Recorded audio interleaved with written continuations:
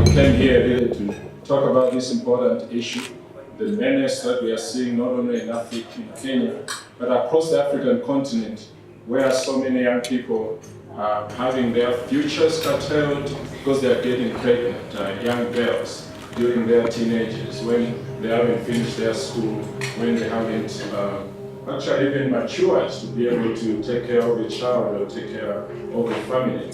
So it's a problem that we've been talking about for long. We all know the stories.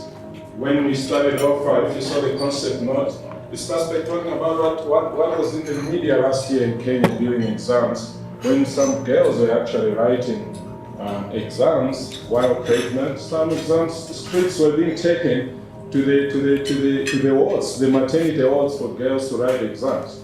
I think, given all that, I think it's totally, I think we all agree here that it's totally unacceptable for that to continue happening. That we can't really talk about leaving no one behind in the SDG framework when we think that it's okay to leave girls behind and basically not have a future and have all the sorts of problems that are associated with teenage pregnancy. So this is really about development, it's about rights. It's about the fact that everybody has to have rights to means to protect themselves, and they have to have the right to have a meaningful future through education, through employment, and so on, all of which get devastated when girls get pregnant. So we talk about harnessing the demographic dividends. Kenya, African countries, going to actually harness the demographic dividend, take full advantage of our youthful population as an engine for socioeconomic transformation and development. The truth is, if we continue letting girls get pregnant and get out of school, that cannot be achieved. So I'd like to acknowledge our co-convener of this meeting, UNFPA, UNFPA Kenya. We work together with UNFPA. UNFPA actually, is one of the organizations that works a lot on sexual and reproductive health rights and focusing on protecting adolescents. So we are glad because of that partnership. Hopefully, this will be able to focus some of our discussions this morning.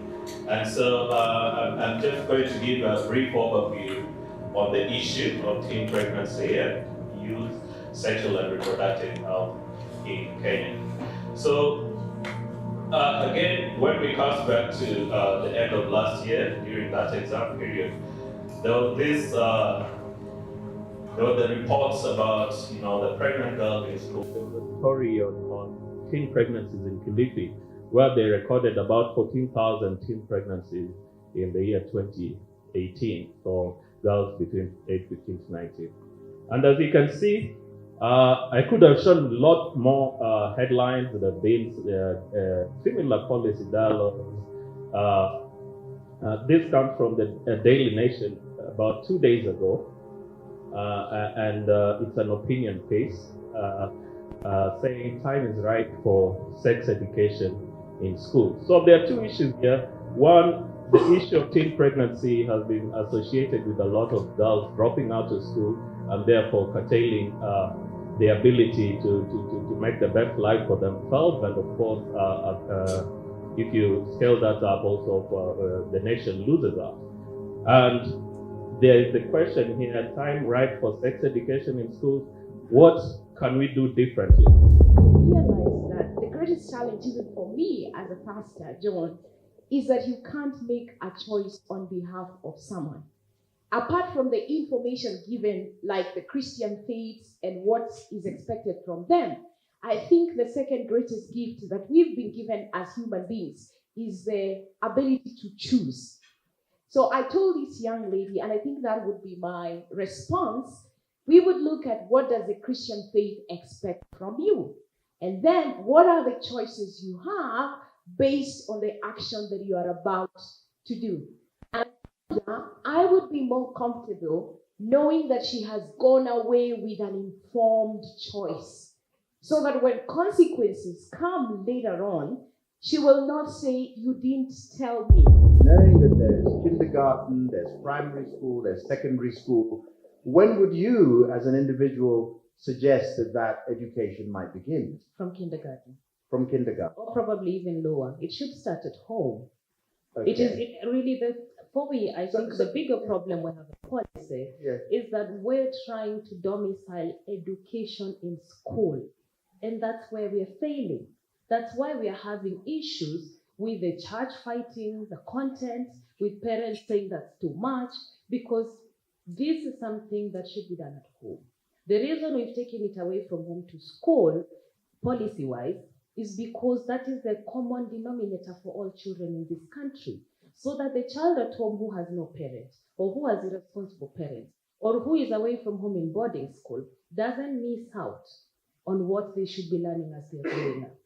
So the government is taking up the responsibility of parents, when really we are the ones who should be teaching our children comprehensive sexuality education. And if you heard the new CS, he was very firm when he said, look, this is a parent problem. Don't try and put it on the government. The government is forcing you to do your job. Yes, we will help you, but you must do your job as a parent. So when you have a little child who's growing at home and you're teaching them the difference between male and female, you're already giving age-appropriate comprehensive sexuality education.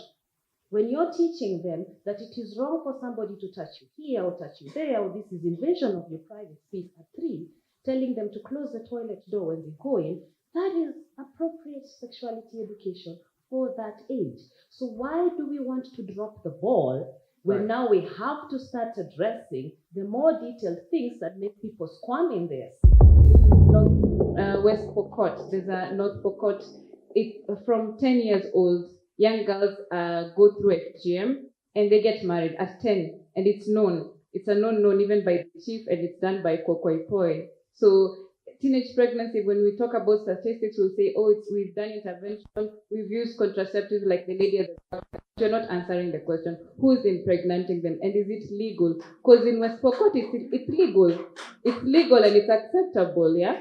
And in Kenya, you'll find that some of the people who are impregnating the teenagers are probably pastors. Sorry, I'm not pointing any fingers. Some of them are policymakers. Some of them are even seated here.